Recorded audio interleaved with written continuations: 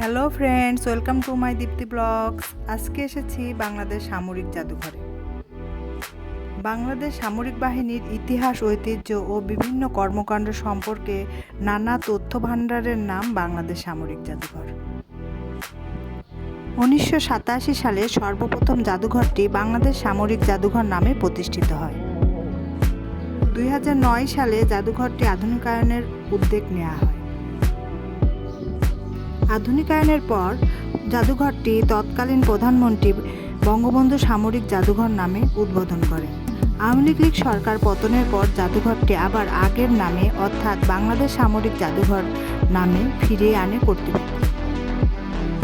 সামরিক জাদুঘরটি নব থিয়েটারের পশ্চিম পাশে 10 একর জমিতে নির্মিত হয়েছে, যেখানে স্বাধীনতার আগে ও পরে সামরিক বাহিনীর বিভিন্ন সরঞ্জামাদি উপস্থাপন করা হয়েছে।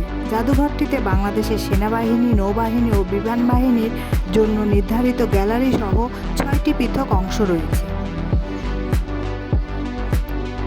সেই প্রাচীন অটোমানদের ব্যবহৃত ঢাল, তলোয়ার, যুদ্ধ জাহাজ থেকে শুরু করে নবাব সিরাজউদ্দৌলার সাথে পলাশী যুদ্ধের ইতিহাস, ভাষা আন্দোলন, মহান মুক্তিযুদ্ধের সকল নেতৃত্ব এবং বঙ্গবন্ধু শেখ মুজিবুর রহমানের সংগ্রাম ও অর্জনের ইতিহাস, এই সব কিছু ফুটিয়ে তোলা হয়েছে অতি যত্নে।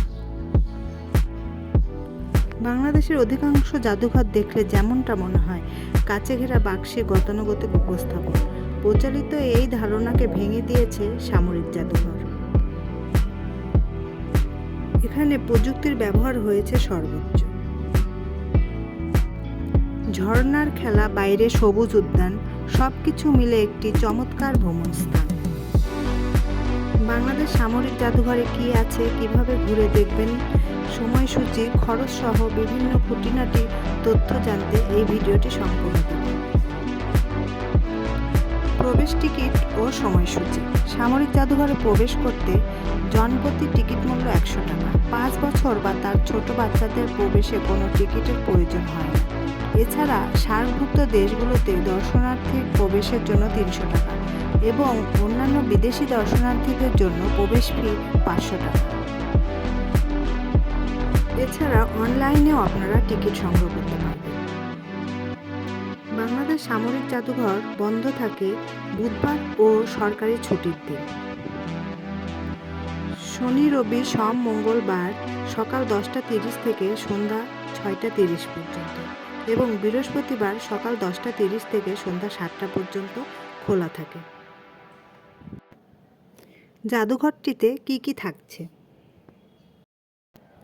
জাদুঘরটিতে 3 বাহিনীর জন্য 3টি নির্ধারিত গ্যালারি থাকছে। জাদুঘরের নিচতলায় বাংলাদেশের ইতিহাস গ্যালারি, দ্বিতীয় তলায় বাংলাদেশের সেনাবাহিনী গ্যালারি এবং তৃতীয় তলায় বাংলাদেশ বিমান বাহিনী গ্যালারি। চতুর্থ তলাতে থাকছে জাতিসংঘ শান্তিরক্ষা গ্যালারি এবং বেসমেন্টে বাংলাদেশের নৌবাহিনী গ্যালারি।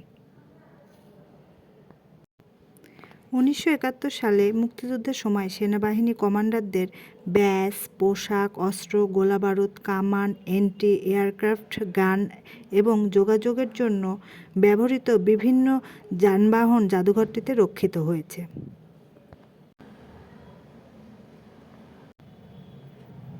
মুক্তিযুদ্ধের পর তৎকালীন পাকিস্তানি সেনাবাহিনীর কাছ থেকে উদ্ধার হওয়া বিভিন্ন যানবাহন ও অস্ত্র এখানে সংরক্ষিত রয়েছে।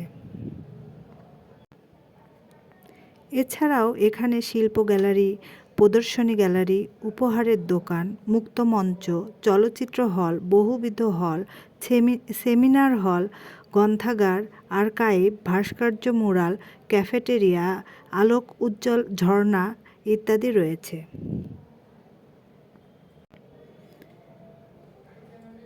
এই জাদুঘর কমপ্লেক্সের পাশে তোষাখানা জাদুঘর নামে একটি পৃথক জাদুঘর রয়েছে। তোষাখানা জাদুঘরে গুরুত্বপূর্ণ ব্যক্তিদের পাওয়া উপহার এবং পুরস্কারগুলো প্রদর্শন করা হয়। এখানে 3D আর্ট গ্যালারি সহ multipurpose exhibition gallery, briefing room, first aid corner, মুক্তমঞ্চ, 3D cinema hall, multipurpose hall, seminar hall, library, archive, ভাস্কর্য, মুরাল, ক্যাফেটেরিয়া, আলোকসজ্জা, ঝর্ণা, ও বিস্তীর্ণ উন্মুক্ত প্রান্তর সব কিছু মিলে একটি চমৎকার দৃষ্টিনন্দন প্রতিষ্ঠা করা হয়েছে। হ্যালো ফ্রেন্ডস, ভিডিওটি ভালো লাগলে সাবস্ক্রাইব করে পাশে থাকবেন।